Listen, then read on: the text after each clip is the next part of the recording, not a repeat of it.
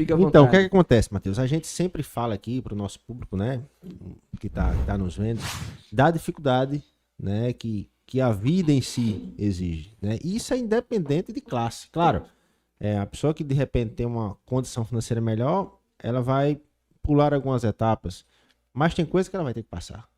A dificuldade, ela vai fazer você evoluir, fazer você melhorar, né? Então, dentro disso, eu gosto de trazer o convidado e gosto que o próprio convidado diga as dificuldades que ele passou, né? A gente volta lá no seu ensino médio, como é que foi, sempre estudou em escola particular, foi em escola municipal, foi em escola pública, enfim. Então, conta um pouquinho pra gente dessa trajetória, ainda sem chegar lá na enfermagem, tá? Até você chegar lá. E depois a gente continua daí pra frente. Anderson, eu costumo dizer que cada um corre sua própria maratona, né? Abrir a boca agora e dizer, o Instagram de X ou Y tá tão bonito, aquela pessoa tá vivendo isso e porque eu tenho a mesma idade e não estou. No Instagram talvez eu só mostre o que eu tenho de resultado positivo, né? Os Exatamente. resultados negativos ninguém quer Que mostrar. é o que ensina, né? E é o que ensina, é o que cresce, é o que fortalece. Isso é muito importante. Então, cada um tem sua própria maratona. É tudo no seu tempo. Não adianta correr e nadar contra a maré. Não adianta. Cada um no seu tempo. Mas indo pro lado importante antes, do fundamental ao médio não foi fácil, não. Não foi fácil porque eu nunca tive diagnóstico disso, mas eu era um cara que eu não consigo sentar numa sala de aula e ficar literalmente ali sentado todo o tempo de aula, sabe? Isso era um problema. Isso era um problema porque para os demais, para alguns professores, eu era um cara bagunceiro, né? Algo que se perpetuou inclusive na graduação, depois eu chego lá. E assim, no fundamental, minha mãe é professora, dava aula em uma escola, eu fui para essa escola dela, passei um ano, dei muita dor de cabeça para ela nessa escola durante esse ano, visto que as próprias colegas falavam, mas Matheus não fica quieto, mas Matheus corre o corredor, tá no corredor toda hora, mas Matheus tá em pé. Era, sabe, só mensagem negativa. E diante disso, o que foi que aconteceu? Eu saí de lá, passei por outras escolas, até acertar uma escola que não deixa de ser pública. Foi uma escola militar, um colégio militar, lá em Mangabeira. Não deixa de ser uma escola pública, foi uma escola pública que lá eu acho que talvez não seja somente pelaquela coisa de, Matheus, mas o ensino é diferente. Não, não. A pegada não era essa.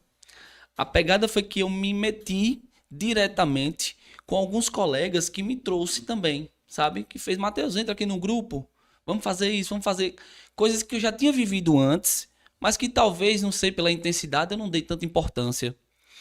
E aí, quando eu cheguei nessa escola, entrei lá, passei, não recordo agora, mas aí nono, primeiro, segundo, terceiro ano, as coisas que me eram oferecidas só me davam mais vontade de fazer. Por exemplo, de manhã tinha aula, à tarde educação física, quando chegou no segundo e terceiro ano, à noite tinha um cursinho preparatório para o vestibular. Naquela época ainda tinha aquele PSS, não sei se vocês lembram, lembra? Pronto. Aí você, Vocês nesse estão entregando momento, a você idade, entrega viu? a sua idade. Entregando a idade, Eu viu? falo isso. Ó, falou PSS, Matheus, e já sabe. Mas eu fui o cara que peguei o primeiro Enem, né? Então, assim, depois de toda essa dinâmica, eu comecei a estudar e digo que não parei mais. Não parei mais. E para a área que fui, percebi que ela não tem fim. Todo santo dia eu preciso estudar. Todo dia tem algum estudo novo que traz alguma coisa importante, que me traz atualização sobre um determinado tema. E isso é muito, mas muito importante. Muito importante mesmo. E aí, terminando o médio, se for para continuar a história agora, posso falar da faculdade já? Detalhe. Em que momento você despertou para enfermagem? Bom, Eu era um cara que amava biologia. Por isso que fiz biologia depois também. E comecei a reparar qual área da biologia que eu mais gostava. Porque quando a gente fala de estudar a vida, biologia, né? Estudar a vida, a gente pode trabalhar a vida nas mais diversas faces. Mas o que batia mais no meu coração era quando eu estudava anatomia. E tinha na época da biologia, tinha essa área, a parte da anatomia humana, a fisiologia. Isso me encheu os olhos de uma forma espetacular, sabe? Fora do contexto. E a partir desse momento, eu coloquei na minha cabeça que ia fazer algum curso de saúde. Não sabia o quê, mas iria fazer um curso de saúde. E no vestibular, no terceiro ano, eu me deparei com algumas pessoas que os caras eram militares, ao mesmo tempo que eram enfermeiros, e ao mesmo tempo que eles estudavam para o CFO. Sabe? Eles eram soldados, queriam fazer o CFO, mas já tinham formação que era enfermagem. Eu comecei a conviver com aqueles caras no cursinho e me encheu os olhos de verdade. E aí foi quando eu, de fato, adentrei na enfermagem, mas já tinha uma coisa anterior também que me batia, mas isso daí eu acho que ela era algo que ficava muito dentro do meu coração, e quando eu dei de frente com esses caras, eu também mudei esse rumo. E o que foi? Foi o que eu vivi num hospital. Eu vivi num hospital, algo que me impressionou muito, sabe? Um simples soro que eu tava tomando, que acabou, ninguém tirou e o sangue começou a retornar. Eu vou falar de forma simples, aquele caninho. Sim. Começou a retornar e eu fiquei desesperado. Eu tenho na minha cabeça ali que eu ia fazer enfermagem, porque eu sabia que quem fazia aquilo era enfermeiro. Né? Na minha cabeça era isso. Não existia a figura do técnico em enfermagem, que isso a gente vai discutir. Né? Na minha cabeça só existia a figura do enfermeiro. Eu fiz, vou fazer. Aí foi mais uma sementinha, sabe? E aí peguei direto, entrei na enfermagem e continuei. Eu já vou fazer a pergunta do... Só um parênteses, Jona. Para você que está nos vendo aí, você veja a importância do ambiente. Né?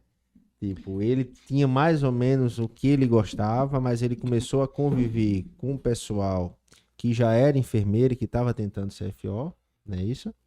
Então, começou a despertar esse interesse nele, né? O que a gente sempre fala para o jovem. Toma cuidado com as companhias. As pessoas que estão ao seu redor hoje podem determinar seu futuro. Tá a prova aqui. Exato. Entendeu? Ele hoje é enfermeiro, primeiro porque se identificava, segundo porque via os caras próximos a ele. Ele disse, pô, é isso que eu quero. Provavelmente, você me corrija se eu estiver errado, Matheus.